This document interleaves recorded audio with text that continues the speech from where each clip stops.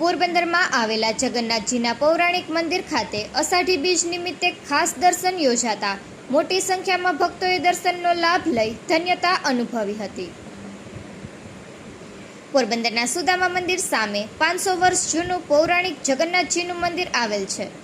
અગાઉ દર વર્ષે આ મંદિરે અષાઢી બીજના દિવસે રથયાત્રાનું આયોજન કરવામાં આવતું હતું, જે શહેરના વિવિધ વિસ્તારોમાં ફરતા ઠેર ઠેર રથયાત્રાનું સ્વાગત અને દર્શનનો લાભ ભક્તો લેતા હતા।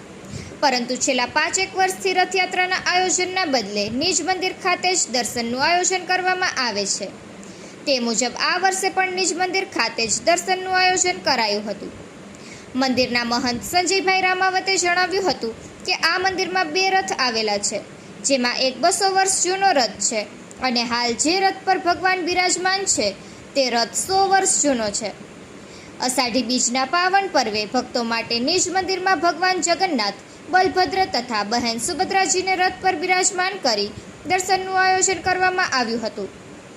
પ્રભુને નૂતન વસ્ત્ર અને આભૂષણ પહેરાવી શૃંગાર કરી અષાઢી બીજ નિમિત્તે આ વિશેષ દર્શનનું આયોજન કરવામાં આવ્યું હતું અને ભાવિકો સારી રીતે દર્શન કરી શકે તે માટે વ્યવસ્થિત આયોજન કરાયું હતું। મોટી સંખ્યામાં ભાવિકોએ ભગવાન શ્રી કૃષ્ણ, ભાઈ બલરામ અને બહેન સુભદ્રાજીના તથા રથના દર્શનનો લાભ લીધો હતો। પ્રસાદ રૂપે ભક્તોને ફણગાવેલા મગ, ચણા અને ચોખાની લાડુળી, ગુલાબજાંબુની પ્રસાદીનું વિતરણ કરવામાં આવ્યું હતું। વહેલી સવારથી જ ભગવાન જગન્નાથના મંદિરે ભાવિકોનું ઘોડાપૂર ઉમટી પડ્યું હતું અને દર્શન તથા પ્રસાદી ગ્રહણ કરી ધન્યતાનો અનુભવ કર્યો હતો। રાત્રે 8:30 વાગ્યે ભગવાનની ભવ્ય મહાઆરતી કરવામાં આવી હતી અને ત્યારબાદ ભાવિક ભક્તોને મહાપ્રસાદીનું વિતરણ કરવામાં આવ્યું હતું। નિકુલ પોપટ, પોરબંદર ટાઈમ્સ। મારું નામ સંજય ચંદ્રકાંત રામાવત છે।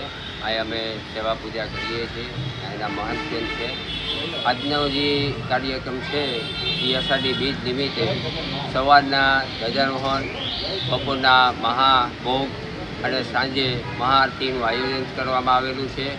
એની વિશેષતા એ છે કે અષાઢી બીજના દિવસે નગર ચર્ચા કરવા નીકળે છે ભગવાન જગન્નાથજી।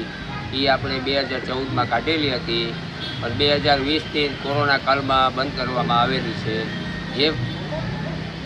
જે પણ દર્શનાર્થી અહીંયા નિજ મંદિરે આવે એને ચણા અને મગનો પ્રસાદ દેવામાં આવે છે।